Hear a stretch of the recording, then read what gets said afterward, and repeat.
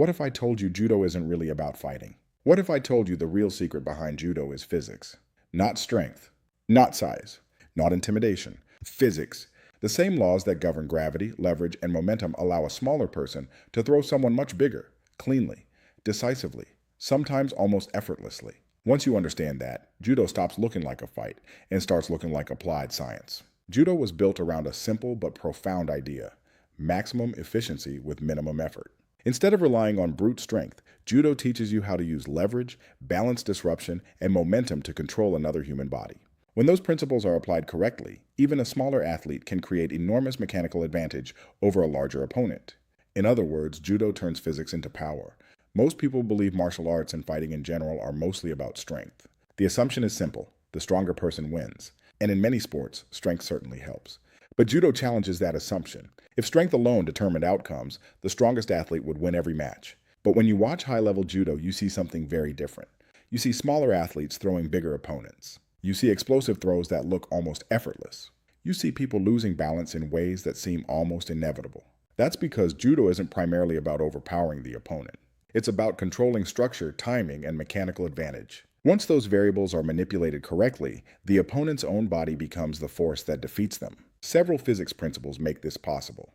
The first is leverage. Leverage allows a smaller force to move a larger mass when the right mechanical position is created. In techniques like O-Goshi, the hips become a fulcrum, allowing the thrower to rotate the opponent over their center of gravity. The second principle is balance disruption, known in Judo as kuzushi. Before any throw happens, the opponent's balance must be compromised. When their center of mass moves outside their base of support, gravity begins working against them.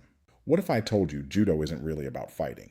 What if I told you the real secret behind Judo is physics? Not strength, not size, not intimidation, physics. The third principle is momentum and rotation. Techniques like Ippon, Seoi, Nage create rotational force. When the opponent's upper body is pulled forward and their momentum continues over the shoulder, their own movement helps complete the throw. At that point, the thrower isn't lifting the opponent. They are redirecting the opponent's motion. Let's slow this down. Watch what happens during a classic shoulder throw. First, the attacker breaks the opponent's balance forward. This shifts the opponent's center of gravity. Next, the thrower rotates underneath the opponent and places their hips and shoulders in front of the opponent's center of mass. Now the thrower becomes the pivot point. As the pull continues forward, gravity and momentum begin working together. The opponent's weight is no longer supported by their feet. At that moment, the physics takes over. The opponent rotates over the shoulder. Their center of gravity passes the tipping point, and the throw becomes unavoidable. What looks like strength is actually precise mechanical timing.